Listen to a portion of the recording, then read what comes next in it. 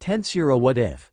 Silver Timeline by CBCTEBAS Chapter 51 Demon vs Siren and Enki. Rimuru, I love you. Those words left Velgrind's mouth. It was words that Rimuru knew was coming. Rimuru placed his right hand to her cheek. Velgrind, I know, Velgrind had a forced smile. Big sister told me, it's fine if you don't reciprocate my feelings. I think I just wanted to tell you how I really feel. She knew that for someone like Rimuru, who is a demon, a being that mainly lives for chaos and fighting, would have a hard time comprehending love. And yet she hoped that in some way, maybe her feelings will reach him. Of course, that was only wishful thinking in her part. She felt scared of what Rimuru will say to her. Will he accept her love? Or will he brush it off? The anticipation was painful that when Rimuru spoke, Velgrind interrupted him. Scared that what comes out of his mouth is painful rejection. Velgrind felt a tear fell from her eyes. Ah, am I crying? That's not what I meant. Rimuru wiped the tear off. Rimuru felt pain seeing her expression. He felt something for someone like her. Of course, why wouldn't he? It's no exaggeration that Velgrind is one of the most beautiful women that Rimuru has met in his 1,000 years of living. Not only that, for a demon's perspective, being strong is also an appealing factor. However, that wasn't what attracted him to her. No, it was not. Not the strength nor the beauty. It was their little everyday interaction that let feelings bloom from Rimuru's demon heart. The adorable Velgrind who loves to chat with him. The cool and serious Velgrind that appears whenever something is happening. Even the relaxed Velgrind when she is just loitering in his office reading her favorite novels, giggling every so often. Those are the factors that attracted Rimuru to the scorched dragon named Velgrind. It took him a while to notice these feelings, and he had felt from others to realize it. And when he understood it, he remained passive and dense. He was scared. Love and romance were foreign not only for him, but for his entire race. Granted, demons may come to respect others, but it's not similar enough to make a comparison. That's why he ignored the signs, that's why he waited for her to make a move. And he promised that when she does, he'll reciprocate it by admitting to the feelings that he's kept bottled up. I do feel something for you. I just want to make sure that you'll feel the same. Especially since I'm still new to this whole feeling. If you want to stay the same, I'm fine with that. If you want to take it a step further, I'm fine with that as well. Then, Velgrind looked at Rimuru's eyes in disbelief and surprise. Her heart beating loudly from the joy it was about to bring. If you'll take me, I don't mind being with you. I love you too, Velgrind. He gave her a genuine sweet smile. Velgrind couldn't hold her feelings. Earlier she was barely holding on, expecting a painful rejection. Now she was experiencing joy never felt before in her life. She cupped both his cheeks with her hand, and leaned in for a kiss. The kiss lasted only a few seconds, but for the two, it almost felt like forever, yet, it had to end. Velgrind pulled back a few centimeters, their faces still close to each other that their breaths hit each other's skin. Of course. I really love you, Rimuru, Velgrind smiled. The two kissed once again and enjoyed the moment with just the two of them. Nothing matters in that moment but the two of them, and their feelings for each other. That is how Velgrind's and Rimuru's relationship official started as lovers. The next day, the two went to the empty world, where they trained, to meet up with Enki and Siren. Rimuru-sama. The two former spirits kneeled down in front of their master. It has been more than 500 years since they last saw each other. The two are emotional for the reunion that they are participating. Basking in Rimuru's presence, feeling satisfied even if they died today for some unknown reason. How has your training been going? Rimuru got straight to the point of his visitation. Enki and Siren both stood up. We have become stronger than we ever were before, Enki announced with a thump to his chest. Our proficiency with our elements have also increased in an unprecedented level, Siren added to Enki's remark. Rimuru looked towards Rain and Velzard, who were here with the request of Rimuru to confirm their statements. Rain and Velzard both nodded their heads. Velgrind, who joined the two, also confirmed their words. After a few pleasantries of the two true dragon sisters, they left. We're going to have a chat. See you later. Velzard smiled as she dragged the blushing scorched dragon away. Good, let's test it, shall we? Rimuru opened two gates from beside him. They are. Ah, Lilith made them, Rimuru said matter-of-factly. Wait, you don't know her, do you? Well, no matter, he shrugged. Hundreds of insectoids with mechanical bodies started coming out of the gate. Critters, eliminate them. Rimuru pointed to Enki and Siren. The critters followed the order and all of them started attacking the two. Wait, Rimuru-sama. Are we allowed to destroy them? Enki dodged as he asked. Yeah, I give you permission. Rimuru grinned. Enki smiled, after which the area around him burned in a spherical shape reaching a few meters. 4 critters destroyed with some melted while others turned to ashes. We will show you how strong we've become, Rimuru-sama. Siren flew above, with the critters following her. Frozen mist, the sky started being covered in very thick mist. Siren went to the middle of it. The critters followed suit, firing artillery as they do. Once they started going deeper inside the mist, they noticed their bodies malfunctioning. A few parts of their bodies started to freeze, and the ice continues to crawl its way to their entire body. Their flight mechanisms have started to malfunction. Having more than half of their body covered in ice, and their means of flight immobilized, several critters started to fall to the ground. Once no critters were inside the mist, it started twirling to the middle. Siren, with her hand raised, continues to absorb the mist to her palm, until eventually an arrow made of mist materialized. She took out her new weapon, a bow made by Gurren Crescent. She placed the mist arrow and pulled the string, aiming at the middle where Enki was currently fighting with his weapon. Frost bites, she let go of the string and the arrow flew down towards the ground. Halfway there, the arrow split into tens of small arrow mist, all of which took a different direction going down. The arrows each hit a different critter. The critter in question immediately turned into a frozen statue. It didn't even have time to process what happened. What's worse, they can't escape being frozen. Their bodies are completely made of ice, meaning if they tried to move, their bodies will shatter. And if they don't, they'll die of the cold temperature they're experiencing. Hey! Enki swung his axe, Inferno, to one of the arrows that was aimed at me. The arrow quickly disappeared from contact. Enki rushed to the rest of the critters who were not targeted and started finishing them off. The critter wielded a variety of weapons from melee to large cannons for arms. Each swing of Enki's new axe were all fatal hits, as the axe absorbs Enki's magicules to produce intense heat inside the whole weapon. Getting hit by such a weapon guarantees instant cremation to weak enemies. The critters that were hit by the swings either had their limbs melted by the heat, or died from the flames that remained. Erupt! With a swing of his axe, a large shockwave with heat reaching the 1,000 degrees hit the cluttered critters. The surrounding area's ground was blasted, and the critters' bodies flew and burned to ashes in a few seconds. "Ho, you're tougher than the rest," Enki grinned, looking at one of the beetle-type critter. It had large blades for arms and a cannon in its horn. It screeched as it rushes to Enki. The two traded blows for several seconds before Enki had the upper hand after managing to cut off one of its blades. "If only the quality of your sword was higher, it would have been more fun." Enki showed a victorious grin to the burning corpse of the beetle. "Those were unique grade blades, you know," Rimuru shouted from afar. After a few minutes all of the critters were dead. Some are turned into ice statues while others were either melted corpses or burnt ashes. Rimuru clapped his hands. "How about this ones?" Rimuru grinned as he ordered 2 beings to show up. "You two have gotten stronger," Enki said. "Did you evolve?" Siren asked as she noticed the difference. Diablo and Testarossa stepped out of the gate, preparing themselves to fight the 2 former spirits.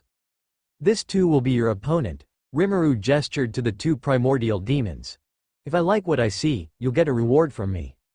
And with that as a starter, the 2 demons rushed in. Diablo took out his claw-like gauntlets and aimed it at Enki, who parried it using his axe. "Kufufufu, impressive," Diablo stated as he readied for a slash. Before he could, Enki swung his axe with both hands towards Diablo's stomach. Eruption! Diablo dodged and took some distance before the attack managed to connect. "Kufufufu, what destructive power, that weapon is surely legendary grade," Diablo complimented as he readied himself to attack again. Meanwhile, oh my, Testarossa was being surrounded by 5 pillars of ice. Frozen seal. Pentagon, 5-pillar prison. Siren, who was flying in the sky, watched as she activated her magic. The ice pillars started to connect with each other. forming a type of film that covers all sides of the pillars like a wall. Hope that at least last a few minutes, Siren muttered as she readied her bow. Oh, a voice uttered behind Siren. That is quite a complex magic. Siren turned to see Testarossa, with her right hand below her chin in a quizzical gesture analyzing the magic Siren just used. Wah! Siren flew away trying to gain some distance. Frostbites, she fired. That magic would have been a pain to escape, maybe a minute or two. Testarossa dodged the arrows and flew chasing Siren. The flaw is that it takes too long to activate. I had a few seconds of leeway. Testarossa preached as she caught up with Siren. Is that so? Thanks for the input. Though props for making that. Testarossa activates several magic circles around her. Let's see who escaped this barrage. Several nuclear cannon were fired towards Siren. She blocked and dodged a few of the attacks, while also firing at Testarossa with her bow. Mist. Siren started creating mist around her again, similar to before. I won't let you. Testarossa rushed in and created a large nuclear cannon. The attack dodged all the arrows coming towards it and hit Siren directly in the head, blowing the head away from the body. An illusion, Testarossa muttered seeing Siren disappeared into the mist. Don't underestimate me too much, Siren's voice echoed from the mist. Testarossa sensed an incoming attack and took a stance. From inside the mist, a barrage of arrows started coming in the hundreds. A large explosion appeared on the ground as the fight in the sky continues. Kufufufu, let's take this up a notch. Diablo appeared behind, he managed to pierce Enki's back. Gawk! Enki turned with a swing of his axe. Diablo was not there anymore. Enki swung his axe to his shoulder with one hand, and grabbed the handle with both arms. Yes, let's do that. Enki rushed towards Diablo, with his axe the center of it started to glow red. Using the axe as catalyst for his attack. Pyro art. Enki swung his axe downwards to the ground. Axe of blazing ember, awaken from your slumber, heir to Ale. The surrounding terrain turned into molten lava, with the temperature reaching the thousands of degrees. The ground started to melt, slowly sinking the area around them. Kufufufu, an attack that affects a certain range of the area. Diablo looked at the lava flowing below him as he floated above it. The boiling lava formed a bubble and exploded into a small geyser, and it hit Diablo. Diablo noticed that he felt some damage. While minor, it did mean that the area has the ability to injure him. Kufufufu, and this is them without a name. He looked up seeing Testarossa firing at the mist cloud where Siren is hiding. Won't you be in a disadvantage with the terrain below? Testarossa asked as she looked below, the heat rising up enough to reach the two. Not that they actually felt the heat, but she believes this may hinder Siren's attacks. That is half right. The mist started to turn and become a tornado. While it is overall disadvantageous for me, it doesn't mean I can't take advantage of it. Testarossa noticed the steam and smoke from below are being absorbed by the tornado. The tornado turned and disappeared to Siren's hand once again, manifesting an arrow made of steam. Monsoon turbulence. The arrow fired at Testarossa turned into a cyclone midway, bringing with it heavy rain and strong winds, pushing Testarossa several kilometers away. That was some wind. If I wasn't evolved, that would have been fatal, she complimented, her appearance showing small bruises, as Siren arrived with an arrow readied to her bow. You two have really improved yourselves. Thanks, Siren smiled. I'm not done yet though. Siren released the arrow above her. Cryo art. Bow of all that is Arctic, freeze the realm into glacial epic. Yakutska Snowdome.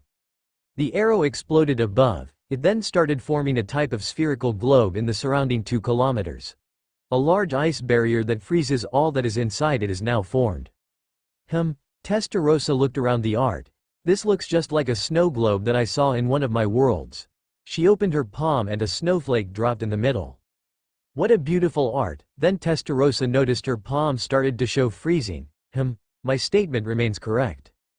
Testarossa heated her palm to melt the ice. Then it returned. Several snowflakes started hitting her body as well, slowly covering her body with ice. Well, this isn't good. Testarossa muttered to herself as she slowly freezes. Well, this isn't good, Diablo said as he tries to escape Heir to Ale.